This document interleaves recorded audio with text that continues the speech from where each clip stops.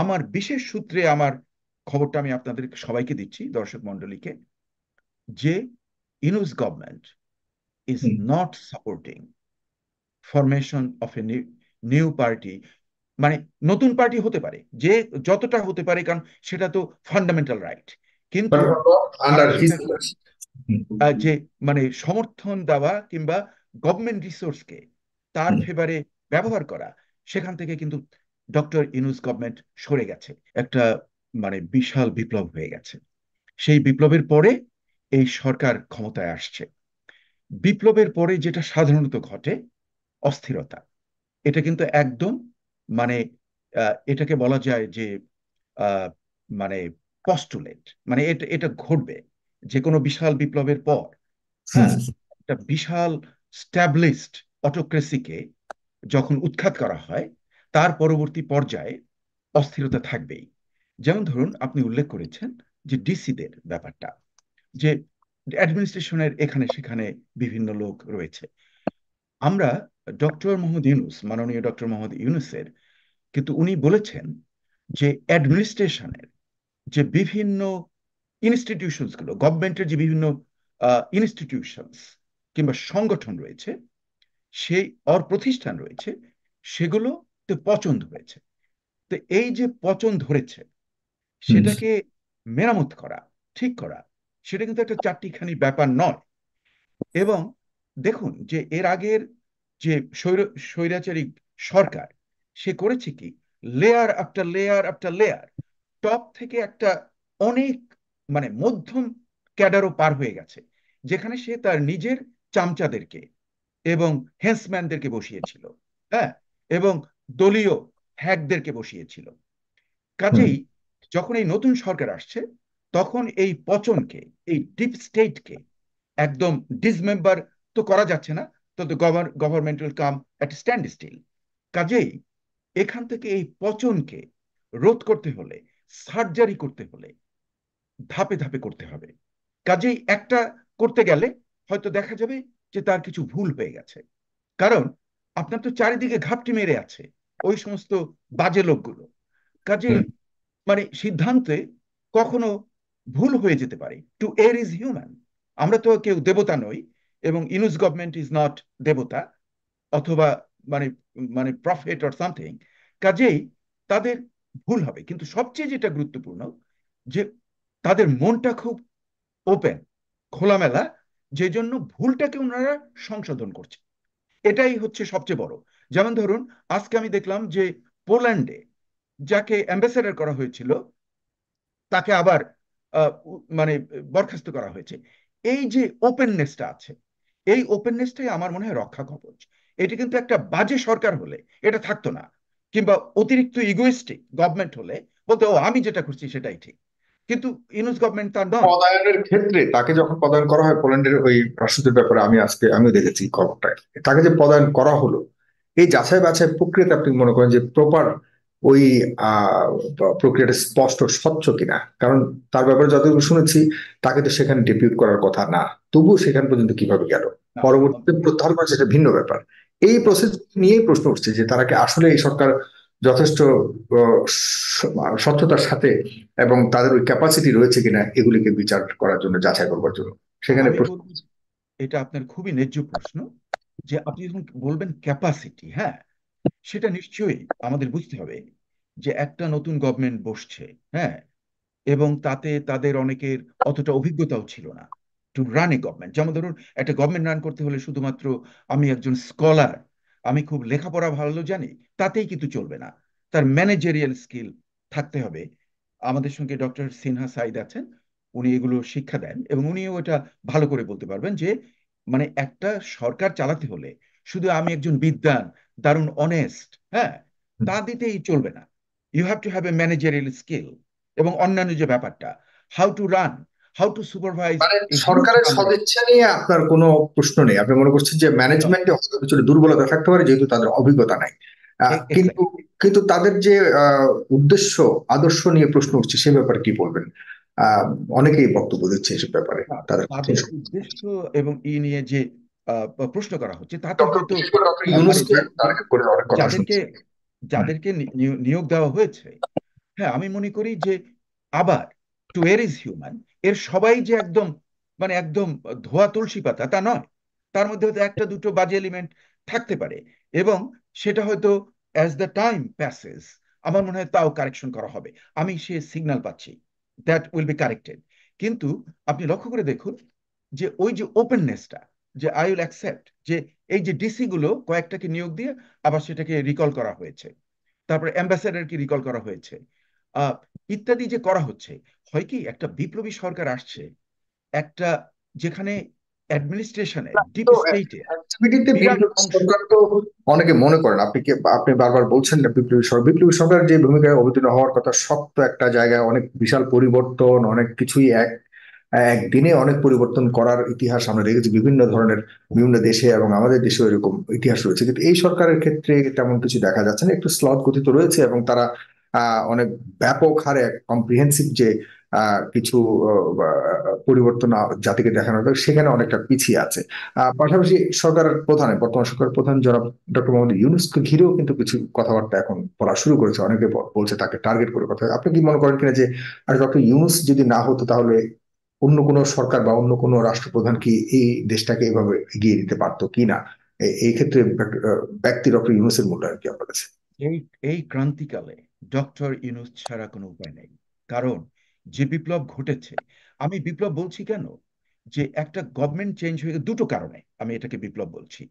যে একটা, গভর্নমেন্টকে বাই ফোর্স ওভারথ্রো করা হয়েছে, that's one condition of A revolution. Biplab that হয়েছে এ অলসো ব্যাপারে আমি ওটা ইস্যু। বলে বিপ্লব হয়নি বলিনি, আমি বললাম যে বিপ্লবী নো, সরকার যেটা বলছেন আসল না, আদৌ আবার সেকেন্ড। এই হ্যাঁ, আচরণটাকে বিপ্লবী সরকারের মতো করে, সেটাই নো, বলছি। হ্যাঁ। নো, সেটা আমি বলছি যে সেকেন্ড যেটা মানে কন্ডিশন অফ এ রেভলিউশন, যে এর উদ্দেশ্য, যে এখন যেটা হচ্ছে to change the system, a very very significant change of the previous system, কাজে সেক্ষেত্রে হয়। কিন্তু এদের স্লোনেস যেটা আছে, সেটাকে আমি মানে যেটা আমি প্রথম বললাম, যে অনেক এদের আছে যারা খুব স্কলার, যারা খুব ভদ্র, আহ, মানে সৎ, কিন্তু তাদের যে ম্যানেজারিয়াল স্কিল, যেটা বিপ্লবের যেটা একটা পার্ট, হ্যাঁ, এবং যে দুঃসাহস, সেই দুঃসাহসটাও নেই। দুঃসাহস থাকতে হয়। হ্যাঁ, যেমন ধরুন যে এই যে গঠনতন্ত্র, সংবিধানকে ফলো করার একটা প্রচেষ্টা চলছে, সেটা তো আমি আপনার অনুষ্ঠানে আমি আগে বলেছি যে এই সংবিধানকে যদি আমাদের মানতে হয়, তাহলে তো এই সরকারি ব্যয়, কারণ ওখানে তো মানে ইন্টারিম গভর্নমেন্ট বলে কোনো কিছু নেই। কাজেই এটাকে আমরা যদি একটা ধরতাম যে স্বতঃসিদ্ধ, যে নো, এই সংবিধান বাতিল, হ্যাঁ, তাহলে কিন্তু চুপ্পুকেও বরখাস্ত করা যেত ইমিডিয়েটলি। এবং তাতে আপনার একটা প্রশ্ন যে ভারত থেকে ব্যর্থ করার যে পরিকল্পনা, সেটাও কিন্তু সমূলে বিনাশ করে দেওয়া যেত। কিন্তু তা তো হচ্ছে না। এখানে একটা দুর্বলতা রয়েছে। কিন্তু ডক্টর ইউনূস সম্পর্কে আপনি যেটা কমেন্ট করলেন, আমি অ্যাড করব যে আমি তার একটা স্টেটমেন্ট কে আমি খুবই মূল্য দিচ্ছি, এবং আমি কিছুটা সূত্রে আমি খবর পেয়েছি, যেটা সেটা আমি আজকে বলবো আপনাদেরকে, মানে হুম। গোপন সূত্রে মানে যা পেয়েছি, যে ডক্টর ইউনূস উনি ওনার শাসনটাকে প্রলম্বিত করার তার কোনো প্ল্যান নেই। উনি সরকার যত তাড়াতাড়ি সম্ভব নির্বাচিত প্রতিনিধিদের কাছে হস্তান্তর করে উনি চলে যাবেন। এটা এটার আমি অনেক সিগন্যাল পেয়ে যাচ্ছি। এবং আহ, সেক্ষেত্রে যে যে বিরোধী দলগুলো, যাদের কথা আপনি বললেন যে তাদের মধ্যে অনৈক্য, হ্যাঁ, একটা বিপ্লবের পরে প্রত্যেকটা দলেরই তো আলাদা আলাদা নিজস্ব নীতি রয়েছে, এবং তাদের পরিকল্পনা রয়েছে, তাতে তো একটা ভিন্নতা হবে। যখন একটা বিপদ সামনে থাকে, তখন কিন্তু দেখা যায় যে ওই বিরোধগুলোকে ভুলে গিয়ে মানুষ কিন্তু সব এক হয়ে যায়, যেটা আমরা দেখছি এই বিপ্লবের আগে, যে সবাই ঐক্যবদ্ধ। তার কারণ তখন তাদের ছিল একটাই টার্গেট ছিল, স্বৈরতান্ত্রিক সরকার, তার বিরুদ্ধে যেহেতু সামনে একটা বিশাল বিপদ, কাজে তখন সব আপনারা দেখেছেন যে যখন একটা বিরাট ঝড় হয়, আমাদের সাইক্লোন হয়, তখন কিন্তু দেখবেন যে সবাই একত্র হয়ে যায়, এমনকি প্রাণীরা এসে একজন আরেকজনকে আক্রমণ করে না, সব একত্র হয়ে যায়, মানুষ প্রাণী, হ্যাঁ, বিপদের সেই সাইক্লোনের বিশাল ইকে থেকে রক্ষা পাওয়ার জন্য। এটা বিপ্লবের আগে তাদের ঐক্যটা ছিল, ওভাবে আমরা কিন্তু এটার রেশনালাইজেশন করতে পারি। কিন্তু আফটার দ্য বিপ্লব, এখন তো ওই ভয়টা আর নেই। কাজেই তাদের যেটা ভিন্ন ভিন্ন ক্রেডেনশিয়ালস, ভিন্ন ভিন্ন নীতি, ভিন্ন ভিন্ন পরিকল্পনা, সেটা একটু তো আসবে সামনে। কিন্তু আমার যেন মনে হয় যে যেটা আমাদের ভয় ছিল, সবচেয়ে বড় ভয়, যে কোনো কিংস পার্টি ফর্ম হতে পারে কিনা, যেটা আমাদের ভয় ছিল প্রথম দিকে। এবং তার একটা কিন্তু দেখাও গিয়েছিল, তার একটা সিমটমস ওয়ার দেয়ার। আমরা দেখেছি ছাত্ররা বিভিন্ন জায়গাতে যাচ্ছে, মিটিং করছে, এবং দে আর গেটিং দ্য প্রোটোকলস। হ্যাঁ, এতে আমাদের সন্দেহের উদ্রেক হয়েছিল। কিন্তু আমি আমার বিশেষ সূত্রে আমার খবরটা আমি আপনাদের সবাইকে দিচ্ছি, দর্শক মন্ডলীকে, যে Yunus government is not supporting formation of a new party. মানে নতুন পার্টি হতে পারে, যে যতটা হতে পারে, কারণ সেটা তো ফান্ডামেন্টাল রাইট। কিন্তু তারা আন্ডার হিজ সেটাকে যে মানে সমর্থন দেওয়া কিংবা গভর্নমেন্ট রিসোর্সকে তার ফেভারে ব্যবহার করা, সেখান থেকে কিন্তু ডক্টর ইউনূস গভর্নমেন্ট সরে গেছে। কাজে এটাই হলো সবচেয়ে বড় সুখবর। এবং আরো একটা লক্ষ্য করে দেখুন, যে এই কয়েক ঘন্টা আগে ডক্টর ইউনূস কিন্তু সামরিক বাহিনীর ওখানে গিয়েছিলেন, এবং সামরিক বাহিনীর সঙ্গে তার যে গভীর সম্পর্ক, এবং উনি সামরিক বাহিনীকে ক্রেডিট দিয়েছেন, এবং সেটা সামরিক বাহিনীর প্রাপ্য। আপনি চিন্তা করে দেখুন, আমি যদি ব্যাক ট্র্যাক করি, 4 আগস্টে যাই, সেই 4 আগস্টে যে তিনটা ঘটনা ঘটেছিল, লেটস রিকল দ্যাট। ওই দিন ঘটেছিল যে ইকবাল, আমার মনে হয় জেনারেল ইকবাল, উনি ছিলেন প্রাক্তন ইকবাল, ইসের প্রধান সেনানায়ক। সরি উনি, ইকবাল করিম, হ্যাঁ, ইকবাল ভুইয়া, আই গেস, হ্যাঁ, ইকবাল করিম ভুইয়া, ভুঁইয়া, আই গেস। হ্যাঁ, হ্যাঁ, উনি উনি একটা মিটিং থেকে এসে উনি ঘোষণা করলেন যে ওনারা সৈন্যবাহিনী জনসাধারণকে গুলি করবে, এটা ওনারা সমর্থন করেন না, এবং সেনাবাহিনীকে বলেছেন not to do that, request করেছেন। ওই দিন আরো একটা ঘটনা ঘটেছে, 4 আগস্ট, এটা আমাদের খেয়াল রাখতে হবে। ডিওএইচএস কলোনিজগুলোতে সামরিক বাহিনীর প্রাক্তন অফিসাররা তাদের পরিবারদেরকে নিয়ে, ছোট ছোট বাচ্চাদেরকে কোলে নিয়ে মারা, তারা প্রসেশন করেছে ইন ফেভার অব দ্য আন্দোলন, বৈষম্য বিরোধী আন্দোলনের তারা সমর্থন 4 আগস্ট। তখন কিন্তু এক দফা অলরেডি কিন্তু ওই যে নাহিদ ইসলাম কিন্তু অলরেডি ঘোষণা করে দিয়েছে আপনার ইসের আহ, শহীদ মিনারে এক দফা, যে হাসিনাকে যেতে হবে। সেই দিনই যে সামরিক বাহিনীর প্রাক্তন অফিসাররা এবং অন্যান্য সৈন্যরা তাদের পরিবারদেরকে নিয়ে, বাচ্চাদেরকে কোলে নিয়ে তারা প্রসেশন করলো ইন ফেভার অফ দ্যাট আন্দোলন, তার অর্থ এক দফা। দারুণ গুরুত্বপূর্ণ। আবার ওই একই দিনে দরবারের পর মানে ওয়াকারুজ্জামান এসে বললেন যে না, আমরা মানে জনসাধারণের দিকে আমরা গুলি করব না। এই যে ব্যাপারটা, এরপরেই তো হয় কি, আমরা যদি ফ্রেঞ্চ রেভলিউশনের দিকে তাকাই, আপনারা লক্ষ্য করবেন 14ই জুলাই যে ঘটনাটা ঘটেছিল, যে প্রথম কিন্তু সৈন্যরা গুলি করছিল।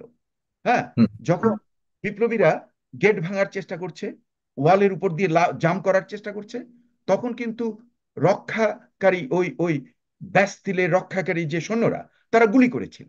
কিন্তু একটা সময় এসে যখন আর্টিলারি ব্যবহারের অর্ডার দিয়েছিল জেনারেল সাহেব, তাও কিন্তু রিল্যাক্টেন্টলি, তখন হ্যাঁ, ওরা করলো কি, আর্টিলারি ঘুরিয়ে দিল। সাধারণ সৈনিকরা আর্টিলারির নলটাকে ঘুরিয়ে দিয়ে বাস্তিলের যে মেইন দুর্গের দিকে তারা করলো, গোলা নিক্ষেপ করলো। That's the beginning and the G. Beginning of the revolution, end of the dynasty. কাজেই এক্ষেত্রে আমি মনে করি যে বর্তমানের যে ব্যাপারটা হচ্ছে, আমি আমি কিন্তু একটা সিলভার লাইনিং দেখছি, আমার মনে হয় ভালো হবে। এবং এতে যে বিরোধী দলগুলোর যে অনৈক্য, তাতে কোনো অসুবিধা নেই, কারণ প্রত্যেকেরই তো বিভিন্ন বিভিন্ন দাবি থাকবে। কিন্তু এখানে আমি একটা জিনিস লক্ষ্য করেছি, যে বিএনপির যে নেতৃত্ব, তাদের যে ভূমিকাটা, আমি মনে করছি যে দারুণ ম্যাচিওর। এটা আমি আমি নিজে নিজে ভাবিনি জি। যে তারা এতটা আ- ম্যাচিওরিটি দেখাবেন।